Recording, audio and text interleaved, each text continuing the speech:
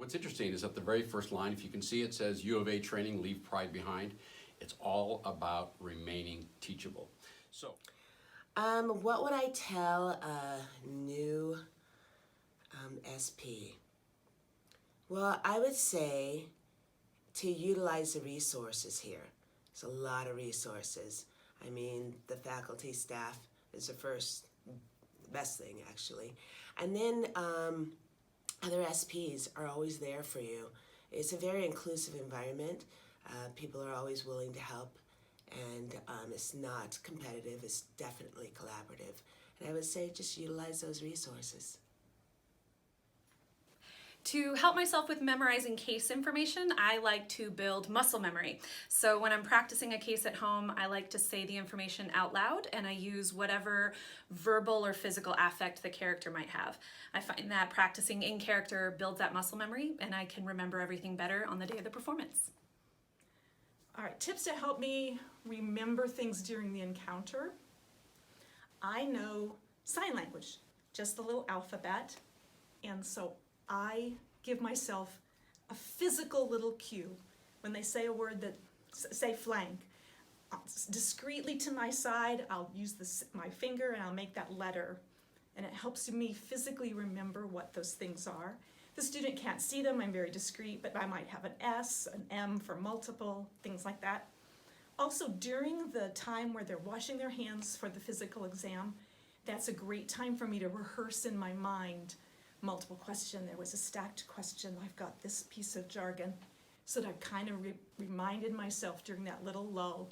And that's how I remember. the second thing that I learned to do is embrace the training that we have when we get a new case.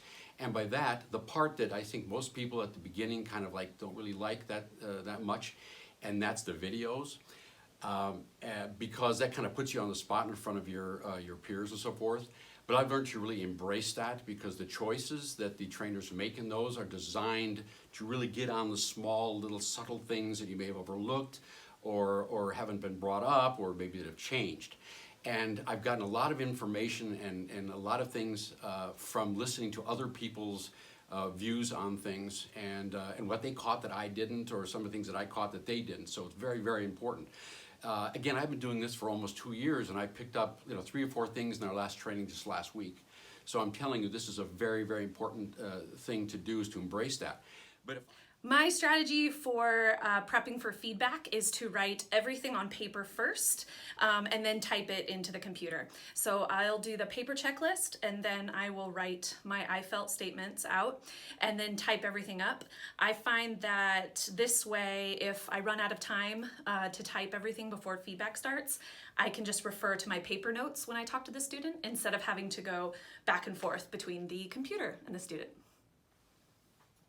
Another thing that's really helpful in feedback for students is to be succinct. Don't over-explain or overwhelm with more advice and elaboration than necessary. sometimes I will go to look at the computer and say, I just want to check my notes for a minute, and that gives me an opportunity to look at the time. So, I'm very, very careful to make sure that I've stayed within the time. All right, tips that I use to help score. First thing is I start scoring before the students even come in the room. I get into the learning space, make sure everything's right. I pull out the papers and I number them so that I've got their names and numbers. I'm all ready to go. Once the students finish the encounter, I take those papers out and I dump my brain. I use as many keywords as I can, things like the flank, jargon, repetitive things, anything, just keywords to help me remember. And then I go through and do a very quick yes or no on the paper. Now I have it visually and I can decide what's the most important parts to do my feedback, because then I can see where my no's are.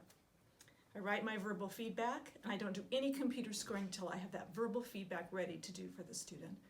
And then I go into the computer, quickly go through with my yes or no's, but I try to stay organized with the numbers that are on the questions so that I can look back and say, okay, I have a no on number 5, I've got the comment there on number 5, and again, that way helps keep me organized and I can skim through. If I have any questions or comments for the trainers, I again number them at the bottom so that they can find that, and then we've got all our positives, negatives, questions all easy to find. And that's how I score. I just go right to the computer and go through the checklist. And once I've gone through the checklist, that actually sets up my I felt statements. And so that's my process of doing that. So the first thing I do is I go through the whole checklist and I do all the yes and no's. And then I look at all the no's and I put the numbers in the comments that correspond to my no's.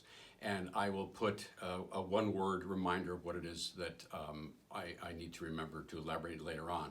Then I go down to the I felt statement and I do the second I felt statement, which is going to be some positive statement about them personally. So I've looked for that in particular as I'm doing the encounter, because that's something that can be really overlooked, but I think it's very, very important. Then I will generally go straight to the I felt statements and go so far as at least I felt blank when when you did blank. At least that far, and the other two, then I'll go up and begin elaborating on the items that I marked no. And then I will go down and I will finish the I felt statements. I'm generally have a complete form by the time the student walks in after about 10 minutes. Obviously, if I only have 5 minutes, then I'm not going to elaborate on my on the no's. I will simply have the one item that I'll elaborate later when I have time, and I will complete the I felt statements. Our goal is for every class of students to be even better than the class that came before them.